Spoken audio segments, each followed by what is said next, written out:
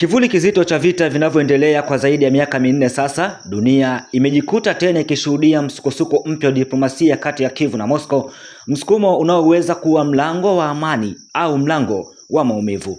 Katika mji mkuu wa Ukraine, Kyiv, sauti ya matumaini na tahadhari zimesikika zikichanganyika. Serikali ya Rais Volodymyr Zelensky imeanza kusukuma wazo ambalo linaweza kubadilisha mwelekeo wa vita, mkutano wa moja kwa moja kati ya Zelensky na Rais wa Urusi Vladimir Putin. Wazo hilo si la kawaida, ni jaribio la kipekee la kujaribu kuvunja mkwamo wa mazungumzo ya amani yanayoongozwa na Marekani, ambayo kwa miezi mingi sasa yameonekana kukwama bila mafanikio yoyote ya maana.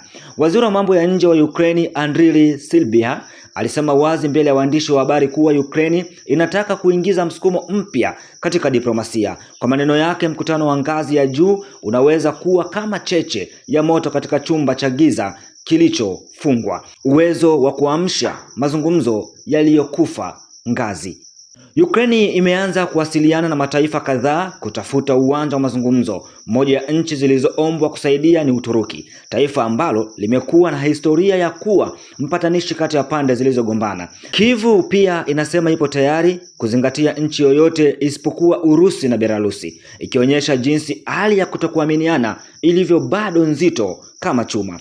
Lakini nyuma ya harakati hizi za kidiplomasia, hali ya vita bado ni ya moto mkali. Marekani, ambayo imekuwa mshirika mkuu katika mazungumzo haya, imekuwa ikiongoza juhudi za amani kupitia mazungumzo ya muda mrefu kati ya wajumbe wa Kyiv na Moscow. Hata hivyo, mazungumzo hayo yamekwama kwenye masuala magumu, hasa hatima maeneo manne ya Ukraine ambayo Urusi inadai kuyadhibiti, lakini Kyiv inasisitiza kuwa bado ni sehemu ya ardhi yake huru. Wakati diplomasia ikipiga hatua ya konokono, uwanja wa vita umeendelea kuwa jangwa la maumivu.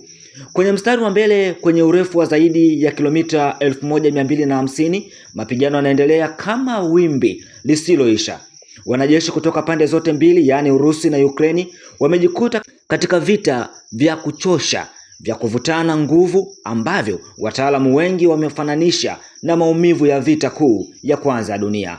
Wataalamu wa Magharibi wanasema Urusi inapata majeraha makubwa kila mwezi, huku Ukraine nayo ikiendelea kupoteza rasilimali muhimu za kijeshi na kibinadamu. Hata hivyo, hakuna upande unaoweza kuthibitishwa kuwa uko mbele kabisa. Vita hii imekuwa kama kioo kilichopasuka, kila mtu anaona upande wake tu. Rais wa Urusi Vladimir Putin anaonekana kuamini kuwa muda uko upande wake. Wachambuzi wanasema Putin anategemea kwamba msaada wa kijeshi kwa Magharibi kwa Ukraine utapungua na hatimaye upinzani wa Kyiv utachoka kabisa. Lakini upande wa Ukraine hauonekani kukubali wazo hilo kirahisi.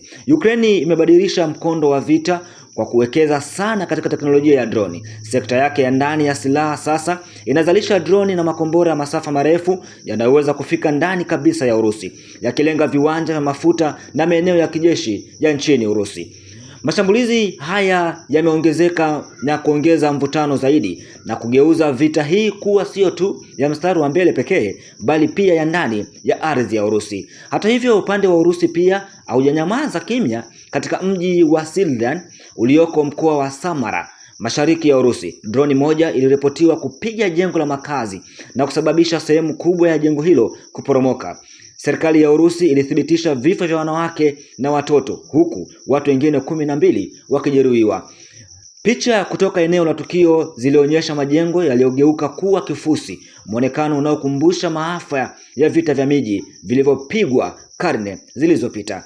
Ingawa macho mengi ya dunia yameelekezwa Ukraine na Urusi, mgogoro mwingine mkubwa unazidi kuibuka kimya kimya katika maeneo nyeti kama bahari ya Hormuz, njia muhimu ya mafuta duniani. Mvutano katika eneo hilo umeongeza hofu ya kutikisika kwa uchumi wa dunia, hasa kama vita hivi vitaendelea kuvuka mipaka ya Ulaya Mashariki. Wachambuzi wanasema dunia sasa inaingia katika kipindi ambacho migogoro mingi inachanganyika: Ulaya Mashariki, Mashariki ya Kati na mvutano wa nguvu kubwa za dunia. Hali hii inafanya juhudi za amani kuwa ngumu zaidi kuliko wakati wowote.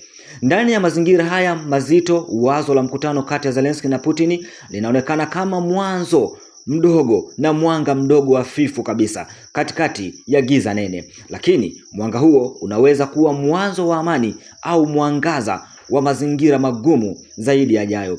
Kwa sasa dunia inashikilia pumzi yake. Je, viongozi hao wawili watakutana uso kwa uso? Je, mkutano huo utaweza kufungua mlango wa kumaliza vita, au utakuwa sura nyingine katika simulizi refu la maumivu, siasa na damu iliyomwagika? Jibu bado limefichwa kwenye ukungu wa vita, lakini historia inaendelea kuandikwa kila siku kwa kalamu ya chuma, kwa risasi, kwa droni na sasa kwa maneno ya diplomasia yanayojaribu kushinda milio ya bunduki.